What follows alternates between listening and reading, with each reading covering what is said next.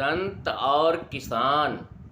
किसी पहाड़ी गांव के एक छोर पर एक किसान अपनी माँ, पत्नी और बेटे के साथ रहता था।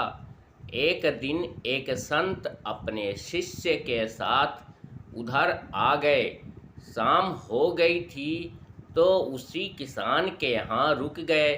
किसान ने उनकी खूब आवभगत किया। उसके पास कितनी खेती है, घर का खर्च वह कैसे चलाता है। संत ने उसका पूरा हाल पूछा।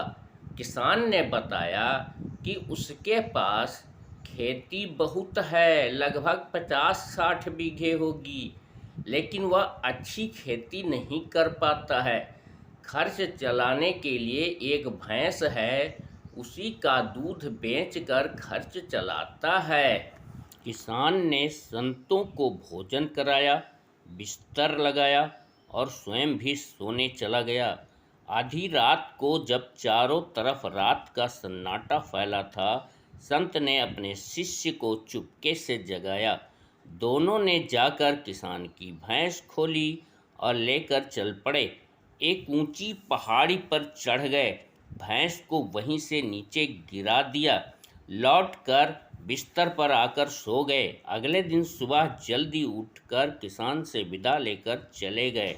रास्ते में शिष्य ने पूछा, गुरुदेव, मुझे यह बात समझ में नहीं आई, आपने इतना बड़ा अपराध क्यों किया, जबकि किसान ने पूरे मन से आपकी सेवा किया।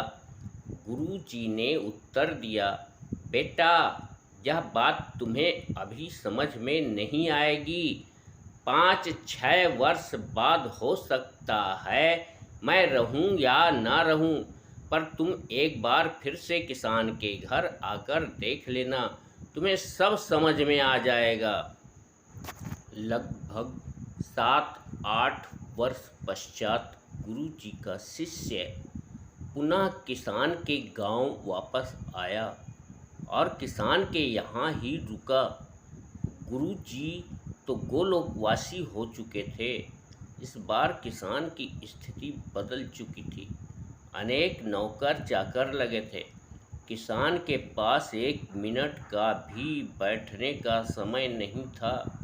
किसान ने महात्मा की खूब आवभगत की। किसान से पूछने पर बताया, भैंस मर जाने से वह बहुत दुखी हुआ, फिर खेती संभालने लगा। उसके पास खेत अधिक था। थोड़ी खेती छोड़कर शेष में अच्छे अच्छे फलों, अंगूर, पपीता, अनार, केला, आम की बाग लगवा दिया। इन फलों के व्यापार से उसे बहुत लाभ होने लगा। अब वह अपने बाग से फलों को तुड़वाकर सीधे बड़ी बड़ी मंडियों को भेजता है। अब वह पहले की अपेक्षा बहुत सुखी है। कहानी की सीख है कि जीवन में आगे बढ़ना है तो बुद्धिमान को छोटे साधन छोड़कर बड़े साधन को समय रहते अपनाना चाहिए, अन्यथा मनुष्य किसी प्रकार जी तो सकता है पर जीवन का सुख नहीं पा सकता। प्लीज़ मेरे चैनल को लाइक, शेयर और सब्सक्राइब कर दीजिए। सबसे ऊपर की बेल आइकन दबा दीजिए। थैंक